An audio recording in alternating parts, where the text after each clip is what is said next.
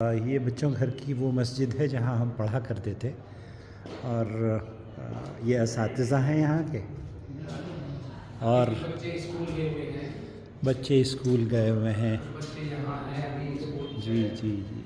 तकरीबन 6-10 पे छुट्टी होती है। अच्छा, शाम की जो शिफ्ट लगती है उसमें 6-10 पे छुट्टी होती है। तो अभी बच्चों के घर में कितने बच्चे हैं? अभी फ़िलहाल 40 बच्चे हैं। 40 हैं। हमारे ज़माने में 70-80 हुआ करते थे। जी जी जी। तो ये सारे बच्चे जिस तरीके से हम बचपन में यहाँ पढ़ते थे वैसे हम बिल्कुल ऐसे ही पढ़ा करते थे बेटे हम यहाँ पर। और 43 ईयर्स हो गए इस बेंच को छोड़े हुए और हमारा खाना भी यहीं बनता था, नीचे बना करता था जी। तो ये हमारा घर है जिस घर में आप रह रहे हो।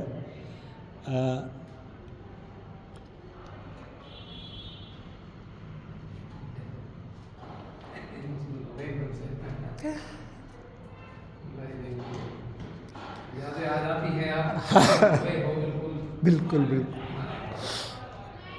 अस्सलाम वालेकुम।